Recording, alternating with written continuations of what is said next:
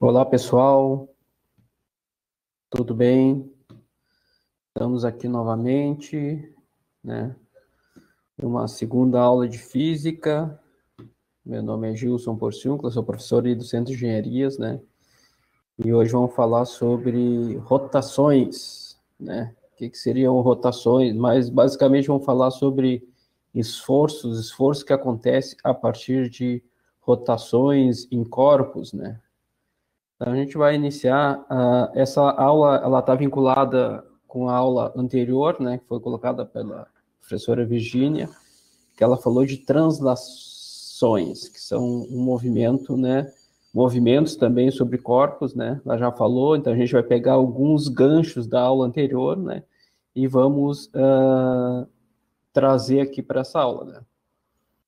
Bom, na aula de translação, então, foi abordado a importância do atrito para a utilização correta de diversos tipos de vassouras em diversos pisos, de forma a movimentar a sujeira para pá. Né? Então, ela falou da questão do atrito, né?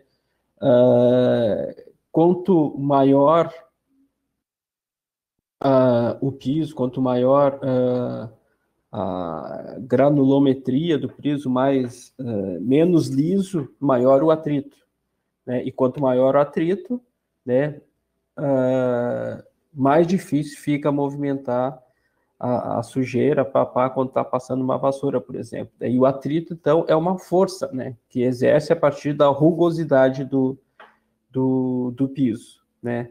E dentro daquele contexto, né, ela fez uma abordagem, né, de como se faz o movimento, né, como se faz o movimento para varrer, né, quando está utilizando uma vassoura, né, quais movimentos necessários que tu utiliza, né? Então a gente vai começar a pensar nisso para falar sobre o equilíbrio de forças nas rotações de corpos, né?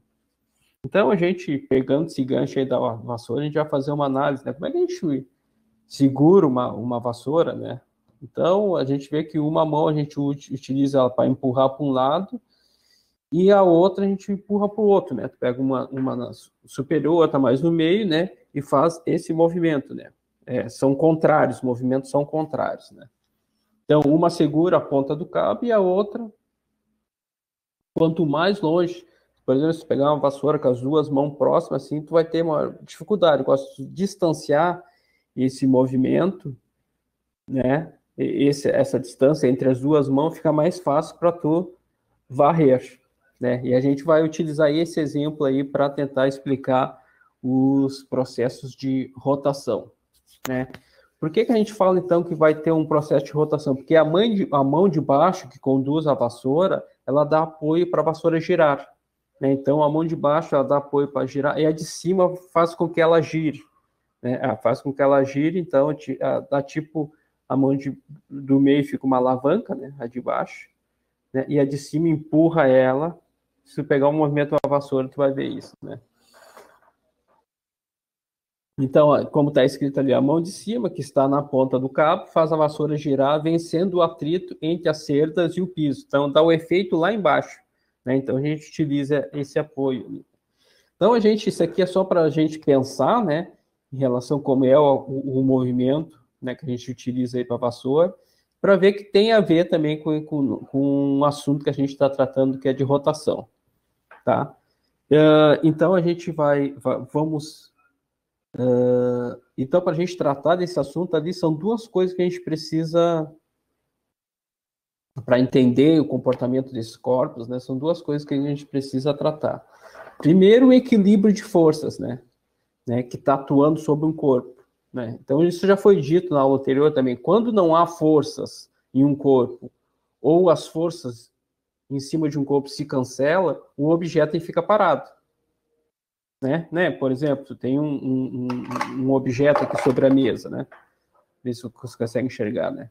Se esse objeto está parado, porque não tem nenhuma força atuando, né? Ou as forças que estão atuando nele se anulam, né? Logicamente, se ele está em cima da mesa aqui, é porque as forças que atuam nele estão anuladas, né? Porque ele tem a força gravitacional, né? Porque se tu largar ele, ele cai. Então, se tu largar ele acima da mesa, ele cai. Então, tem uma força gravitacional, né, que está atuando sobre ele, E quando ele fica parado em cima da mesa, gera uma força contrária do mesmo valor da gravitacional que segura ele em cima da mesa parado. Né? Então, tem força se cancelando, por isso que ele fica parado. Tá? Ou ele pode ter uma velocidade constante também, né? Então, mas vamos focar mais aqui no objeto parado para não nos complicar, tá?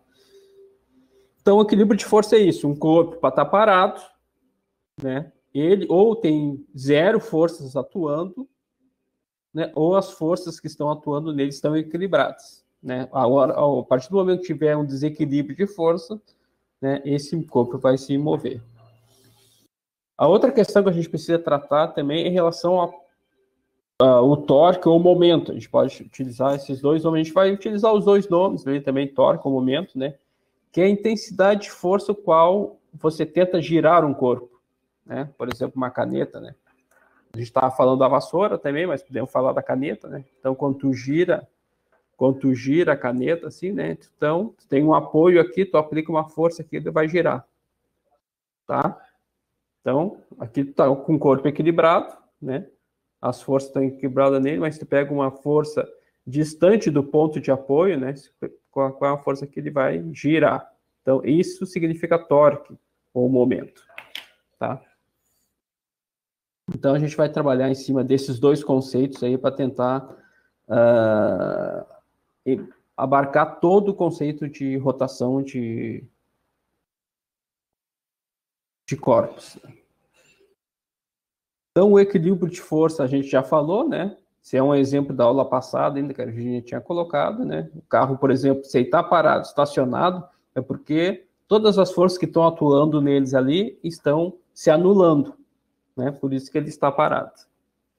A mesma coisa se eu tenho um corpo, mais simples agora ali, um corpo pendurado por uma corda, né? Então, ele vai ter duas forças atuando. Uma é a força-peso, né? Tem a massa dele, o peso é o efeito do efeito da gravidade, né? Então vai gerar uma força-peso para baixo, né? Que qualquer objeto tem.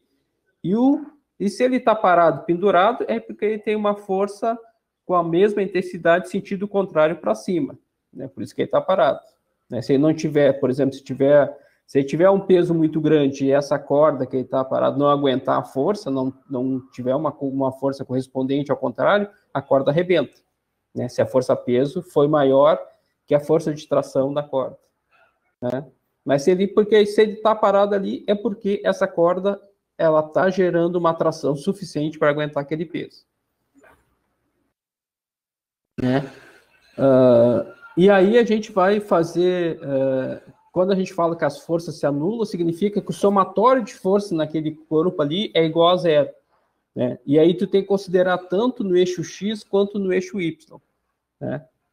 E aí, então, a gente vai colocar ali os eixos de referência, né? Tanto X quanto Y.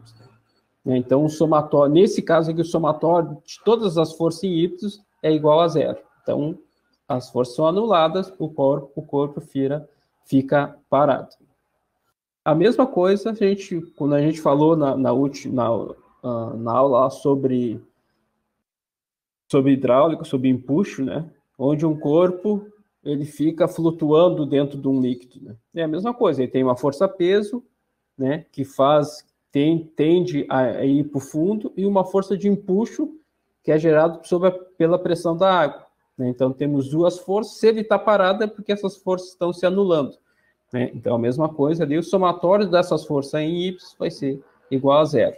Então, as forças se anulam e ele fica parado. Né? Nesse caso aqui, não apareceu forças no eixo horizontal, no eixo X, então, mas aí, se aparecer também, teria, o corpo estar parado, teria que ser, então, somatório de f de x, né, das forças de x, seria igual a zero também. Vou trazer um exemplo aqui desse corpo aqui, né? Vamos dizer que ele teria um peso de 900 gramas, né? Então, quanto teria que ser a tração para aguentar o mínimo de tração que tem que ter essa corda que está suportando esse corpo, né? Como é que a gente descobre o valor dessa tração, né? Então, a gente vai falar, ó, somatório das forças em Y tem que ser igual a zero. Então, a força de tração menos a força peso tem que ser igual a zero, né? Então, tração a gente não sabe, que é descobrir, menos a força peso, que a gente falou que é 900 gramas, né? É igual a zero, né? Então, a tração é igual, passo 900 para o outro lado, né? Com o sinal invertido, então a tração é igual a 900. Então, a força que está sendo exigida naquele momento ali é 900. Por isso que o corpo está parado, né? Está parado, pendurado. E o somatório de f de x também tem que ser zero, mas como não tem nenhuma força atuando no eixo de x, né? Então está resolvido. O somatório de x é igual a zero. No caso do empuxo, a mesma coisa, né? A gente tem uma força peso e uma força empuxo que balança. Vamos dizer que aquele empuxo ali era 1000 gramas, então. Então, a gente vai fazer somatório de forças em ímpetos é igual o empuxo menos o peso, que tem que ser igual a zero.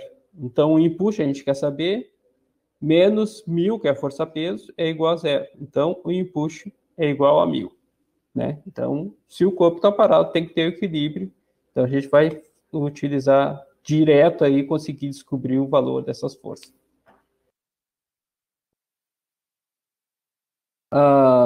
Mas a gente pode pegar, por exemplo, um outro corpo, né?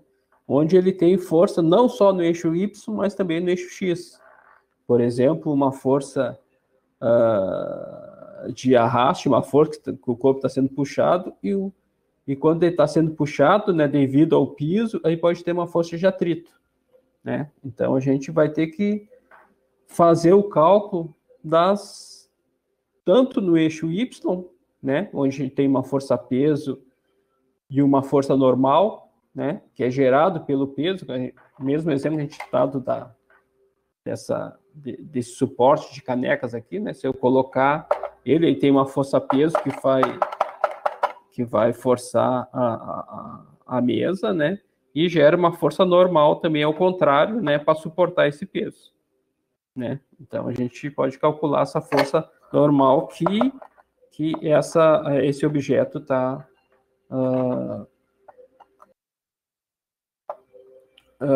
solicitando da mesa, né? Então, se a gente tem força nos dois eixos, nós temos que fazer o somatório de forças tanto em x quanto em y. Bom, o somatório de forças em y, primeiramente, ele vai ser a força normal menos a força peso igual a zero. E o somatório de força em x vai ser a força de arraste menos a força de atrito, né? Então, vamos dizer assim que nós temos uma força de atrito de 150 gramas e uma força-peso de 800 gramas. Como é que ficaria? Então, o somatório das forças em Y ficaria a força normal menos a força-peso, que é igual a zero. Então, a força normal menos força-peso, que é 800, menos 800 é igual a zero. Então, a força normal é 800 gramas. E aí tem que fazer em X também, né? Então, o somatório das forças em X é igual à força F, que nós chamamos que é a força de arraste F, menos a força de atrito. Tem que ser igual a zero. Força de atrito é 150, então é a força menos 150. Então, a força necessária para arrastar esse objeto tem que ser 150 gramas. Ok?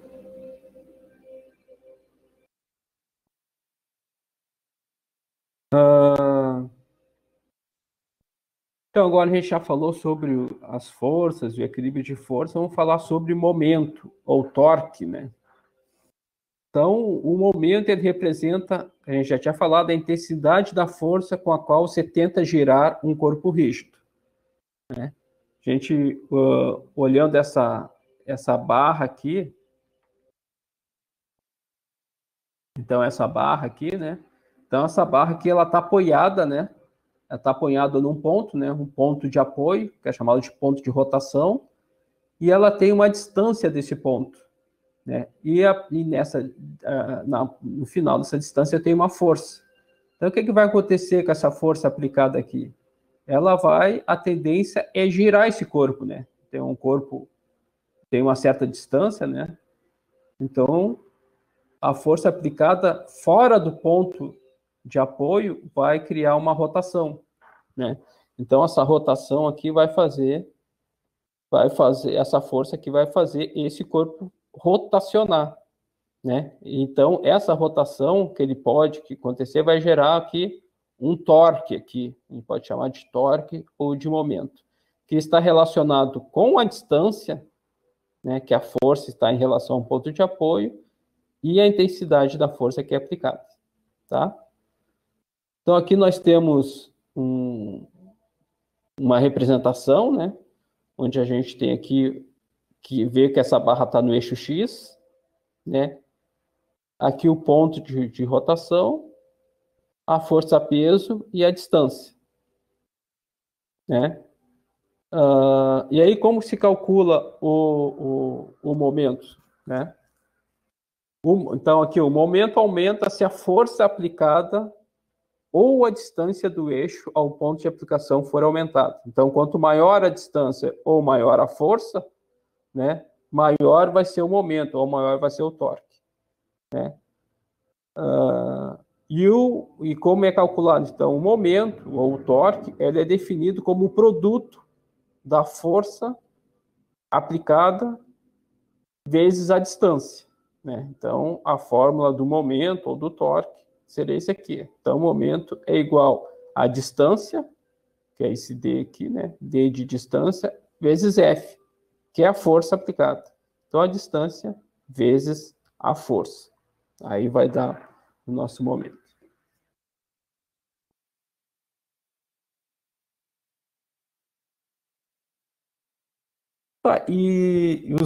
Nós usamos isso no nosso cotidiano, esse momento, o torque no cotidiano? Sim, sim. Essas ações que executamos no cotidiano, como abrir porta, trocar o pneu do carro, né? Utilizando uma chave de roda, né? Entre outras circunstâncias, a gente utiliza o momento ou o torque para fazer, para nos facilitar, né, no nosso dia a dia. Por exemplo, né, vocês que se não trocaram uma chave de um pneu de um carro, mas pelo menos afrouxaram em algum momento, utilizaram uma chave de boca, uma chave para desemparafusar um parafuso, por exemplo, né? Então, essa chave, esse instrumento, né, ele utiliza, né, a chave utiliza dessa propriedade do momento, né, para fazer esse giro da porca aqui, vencer o torque da porca, né? E a gente pode perceber, se vocês perceberem, se tiver duas chaves, né? Se vocês tiverem duas chaves com a mesma bitola na boca aqui, se vocês pegarem a chave maior, menor vai ser a força que vocês precisam exercer, né? Então, quanto maior a distância, menor a força. Quanto menor a distância, maior a força. Porque o torque que vai ser sempre o mesmo. A força que tá apertado o parafuso vai ser o mesmo. O que vai te facilitar vai ser quanto maior a tua chave, né? Se tiver um concurso, por exemplo, de quem vai desapertar primeiro um parafuso, o cara que tiver a maior chave vai sair na frente. Ele vai ter maior facilidade, né, para afrouxar essa chave. Por isso que uma chave, por exemplo, de carro, quando tu vai tirar um pneu, por exemplo, na maioria das vezes, né, tu utiliza um extensor de um cabo da chave e ainda sobe em cima, né, porque ele aumenta a tua distância, né, quanto maior a distância, facilita, tu consegue dar o maior torque possível. Então, aqui, a retirada da porca, da chave, torna-se mais fácil à medida que aumentamos o braço da chave, né? Isso que está dizendo aqui, isso que está sendo mostrado. Então, ele fala aqui que F1 vai ter que ser maior que F2 porque a distância é menor. E F2 vai ser maior que F1 porque a distância D2 é maior. Ok?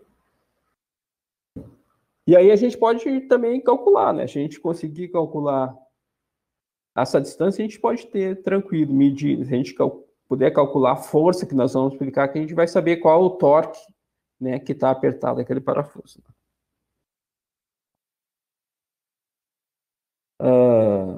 Onde é que utilizamos momentos no cotidiano, por exemplo? Por exemplo, a maçaneta da porta, né? Por isso que ela fica longe da dobradiça, né? Porque se ela estivesse próxima da dobradiça, ia ser muito, a gente precisaria de muito mais força para fechar e abrir essa porta. Essa figura mostra muito bem, ó. O cara muito forte aqui, está tentando fechar a porta, mas o menino, com pouca força, ele consegue abrir a porta contra ele, porque ele está longe do ponto de apoio da porta, longe da dobradiça, né? A gente pegar aqui um exemplo, né? Então, o ponto de apoio da porta vai ser lá a dobradiça, né? Então, essa distância aqui, ó, o menino está numa distância maior, então a força necessária dele vai ser bem menor do que a força do cara que está mais próximo da dobradiça. Então, isso que a gente quer deixar registrado aqui, que o momento, né? Então, quanto maior distância em relação do ponto de apoio, menor força será necessária. Então, e ali, né, o mesmo, a equação do momento, a distância vezes a força. A distância do ponto de origem até onde a força está sendo aplicada, vezes a força. Então, se a gente for... agora, como... Para a gente considerar, então, esse corpo também em equilíbrio, esse corpo aqui parado, aqui apoiado nessa barra, a gente vai ter que, então, que calcular também o somatório do momento. O somatório do momento tem que ser zero, né? Então, para isso não girar, a gente tem o momento aqui, momento no ponto de origem, mais o momento gerado pela força. Então, isso aqui tem que ser zero. Né? Então, isso aqui tem que estar zerado, né? Para isso aqui estar em repouso, está parado, né? Então, o somatório dos momentos tem que ser igual a zero também. Né?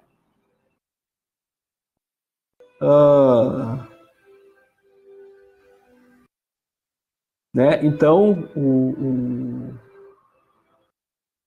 o momento no ponto de origem tem que, menos o momento gerado pela força-peso tem que ser igual a zero.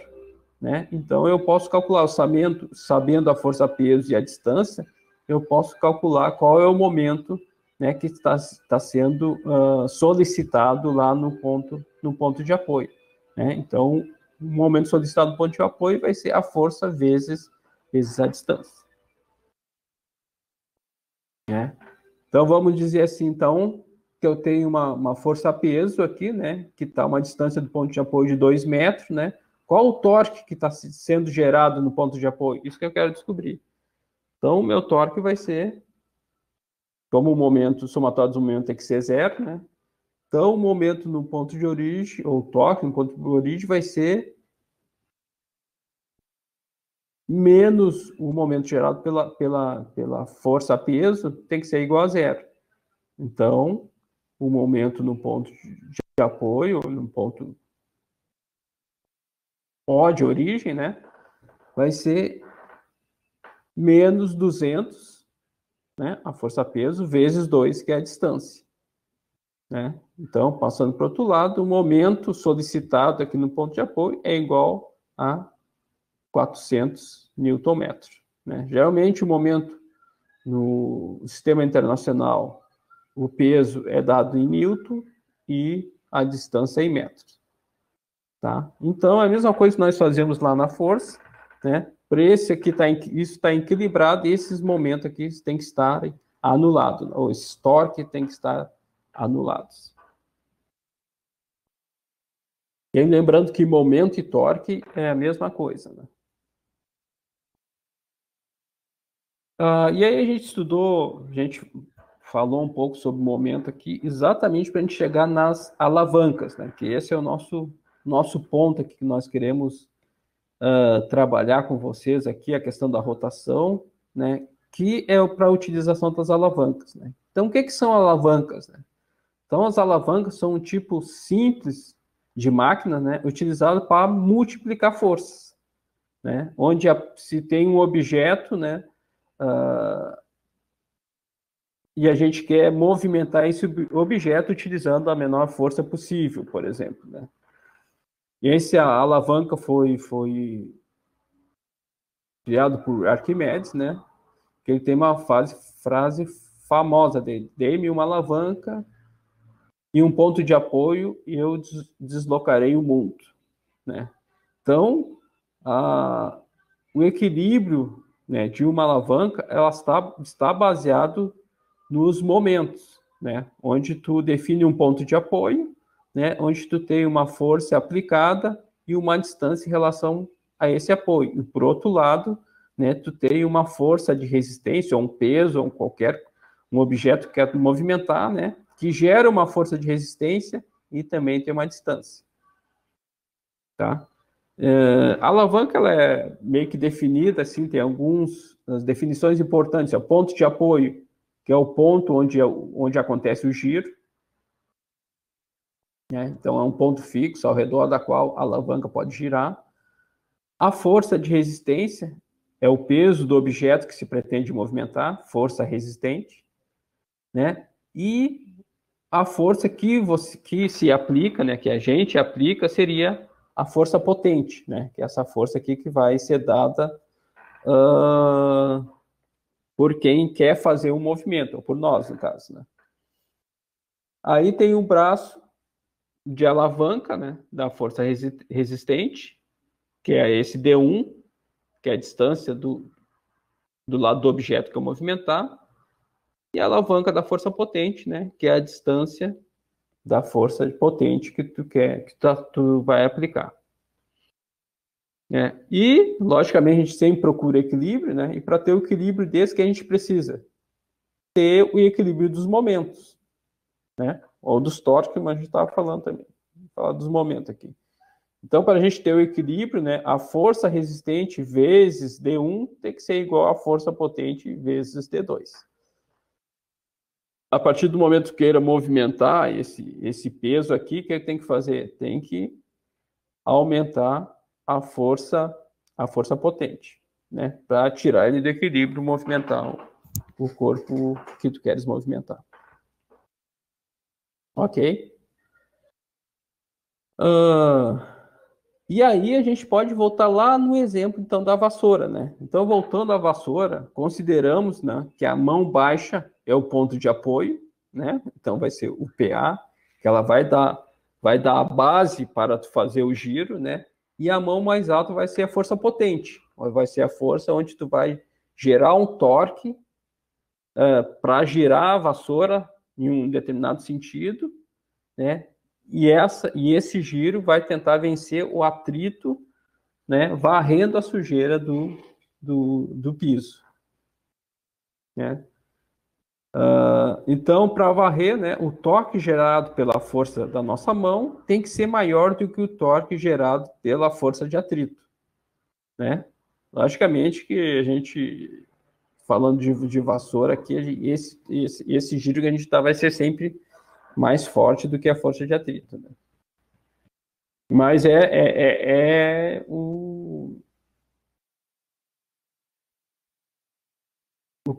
o que acontece no movimento da vassoura exatamente é esse, né? É uma utilização, se utiliza também o conceito de alavanca, só para a gente pensar.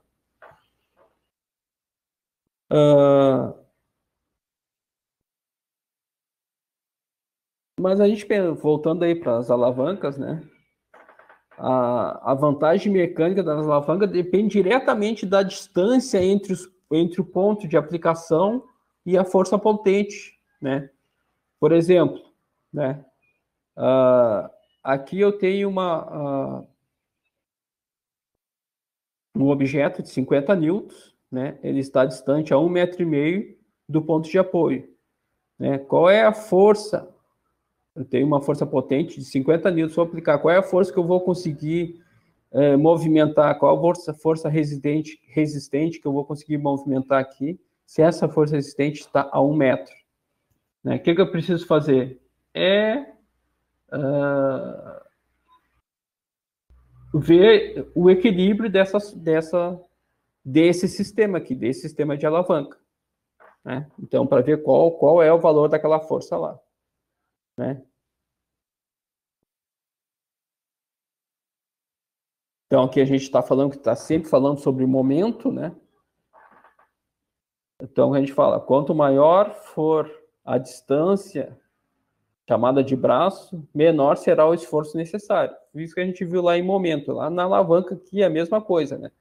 O ponto de rotação vai ser o ponto de apoio, né? E a gente vai calcular sempre a força a partir desse ponto, né? Vê aqui que está o ponto de apoio está aqui, vai ser 1 metro para essa força e 1,5 m para essa outra força aqui. Então, utilizando a equação dos momentos que nós tínhamos falado, né? Para estar em equilíbrio, os momentos tem que ser iguais. Então, a força resistente vezes o D1 tem que ser igual à força potente vezes o D2. Então, se a gente substituindo ali a força resistente pelo D1, que é 1 metro, tem que ser igual aos 50 newtons do outro lado, vezes o D2, que é 1,5 metro. Então, a gente vai poder saber qual é a força resistente que eu posso equilibrar esse sistema aqui, qual é a força que vai ter aqui. Então, eu vou multiplicar ali 50 por 1,5, vai dar 75 newtons, dividido por 1 vai dar 75. Então, a força resistente é igual a 75 newtons. Né? Então, é só fazer uma equação ali de equilíbrio dessas alavancas. Né? Então, os procedimentos de cálculos de alavanca, então, vai ser sempre nesse conceito. Em relação aos tipos de alavancas, né, nós temos vários tipos de alavanca. Ela está muito relacionada onde está o ponto de apoio, onde está a força potente e a força resistente. Né? Lembrando que a força potente é a força que a gente aplica a força para movimentar uma carga e a força resistente é a força da carga. Tá? Então, tem o primeiro tipo de alavancas, nós vamos falar aqui, as alavancas interfixas, onde o ponto de apoio fica entre os pontos de aplicação da força de apoio, né, e de força resistente, ou seja, o ponto de apoio fica no meio, não necessariamente exatamente no meio, mas fica entre a força resistente e a força de apoio. Né? Esse tipo de alavanca é bastante utilizado, né? Por exemplo, tu quer levantar uma pedra, por exemplo, aqui, né? Tu bota uma distância maior onde tu vai fazer a tua força vai diminuir a tua força aqui, vai ser menor que o peso dessa pedra, né? Tu vai ter facilidade de levantar a pedra. Né? Então, esse tipo de alavanca é utilizado em vários instrumentos, tipo alicates, tesouras, gangorra, né? A tesoura também é o mesmo esquema, né? Tu tem uma força resistente que tu quer cortar, tu tem um ponto de apoio no meio e tu aplica uma força potente na outra extremidade. Né? Então, esse tipo, alicate, tesoura e gangorra são tipos de alavancas interfixas. O outro tipo de alavanca que nós temos são as alavancas interresistentes, né? Onde a força resistente é aplicada entre o ponto de apoio e a força potente. Agora, quem fica no meio é a força resistente, não mais o ponto de apoio. O ponto de apoio está lá do outro lado. Quem fica no meio é a força resistente. E tu tem uma força potente, né, que é a força que tu vai exercer, e a força resistente, que é a força do corpo que tu quer movimentar. Vê que é uma alavanca diferente da anterior que nós vimos. O ponto de apoio agora está lá na ponta. Então, essa aqui é utilizada também de outra forma, é como está utilizada, onde está a pedra agora. A pedra está no meio, né? Mas, mesmo assim, a gente tem um ponto de apoio aqui que vai facilitar, né, a rotação dessa carga, que a gente fazia a rotação dessa carga. Né? Onde é que é utilizado esse tipo de alavanca? Por exemplo, em quebra-nozes, abridores de garrafa, carrinho de mão, né? Era para ter um exemplo de carrinho de mão aqui. Deixa eu ver. Não apareceu.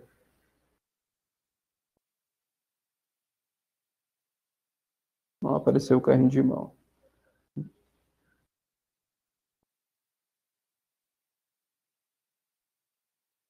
eu voltar aqui. Né? Então, aqui é bem parecido com um carrinho de mão, né? O carrinho de mão tem as rodas aqui, que dá o ponto de apoio, tu bota uma carga e tu levanta aqui, né? Mesmo essa carga estando entre o ponto de apoio e da força potente, tu vê que tu utiliza o carrinho de mão, né, cotidianamente, isso aí para facilitar tu carregar outros tipos de carga, né?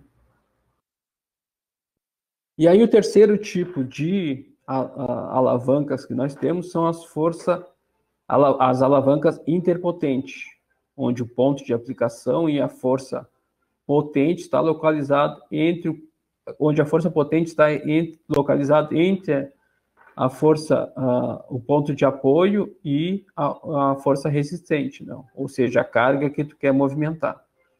Então, a tua força, a que tu aplica, ela está no meio dessa vez, tá?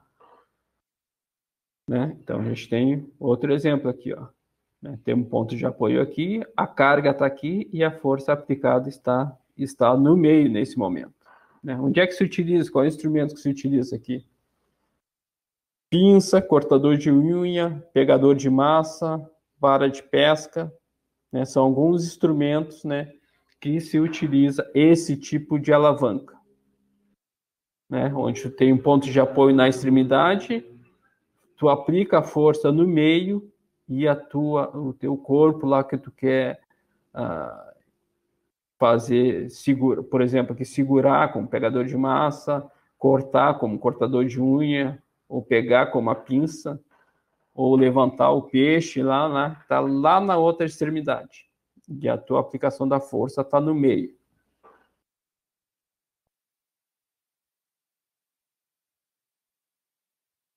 E aí nós fizemos esses exemplos de alavanca aqui, porque tem algumas questões, né, do Enseja dos últimos anos aí que vem com esses questionamentos, né? Então, uma questão que se apresentou foi essa questão aqui de um típico de alavanca, né? Onde o ponto de apoio está entre as duas forças, né?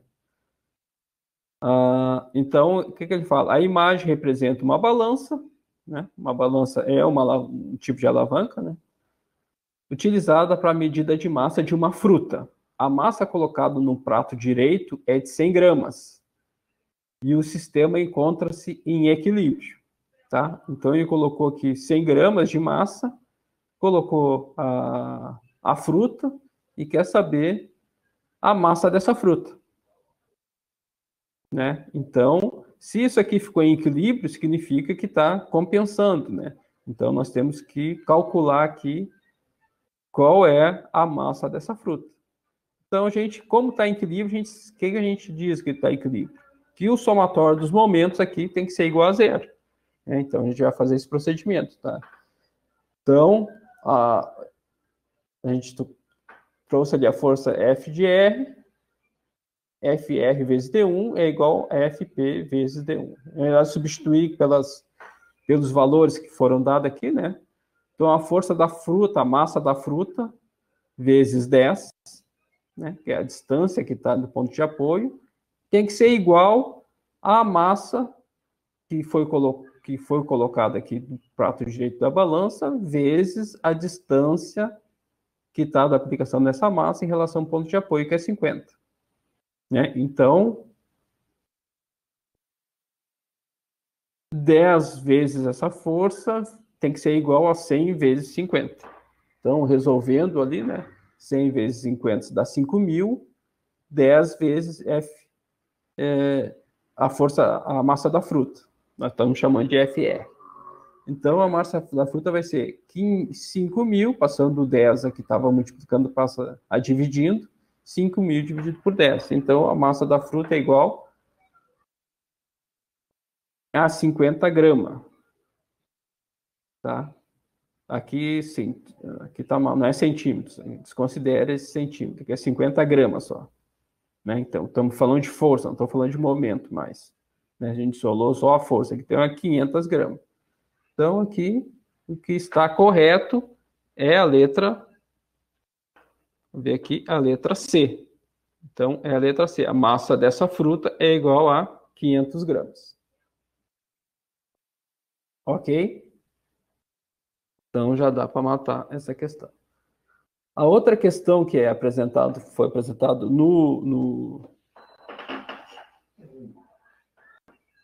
em outra prova do Enseja também, né? Foi essa aqui sobre alavancas, né? As alavancas são muito utilizadas e temos um tipo que faz parte do dia a dia de muitas pessoas, como cortador de unha. Podemos também verificar alavancas em tesouras, varas de pesca, carrinho de mão e abridor de garrafa. Entre as alavancas citadas, qual possui o mesmo tipo de funcionamento do cortador de unha? Né? Ele está perguntando qual dessas alavancas aqui utilizada tem o mesmo princípio do cortador de unha.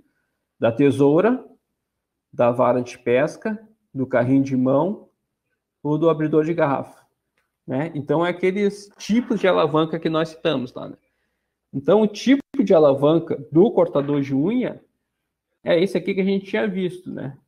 Onde o ponto de apoio está numa extremidade, a força resistente, o que a gente quer cortar, está em outra extremidade, e a nossa força aplicada está no meio, né? Então, se pegar o cortador de unha, que é o ponto de apoio está aqui, a gente vai cortar a unha aqui e a gente vai fazer um esforço aqui no meio, né? Como se fosse uma pinça também. Então, o que ele está... É exatamente isso aqui, ó. O que está apresentado aqui da pinça. Ó. Ponto de apoio, a força potente, né, que é a força que a gente aplica, e a força resistente, que é a carga que a gente quer cortar. Né? E acontece acontece da mesma forma que nesse caso aqui. A tesoura é assim? Não, a tesoura, o ponto de apoio é no meio. Nós vimos lá um dos exemplos. Vara de pesca é assim?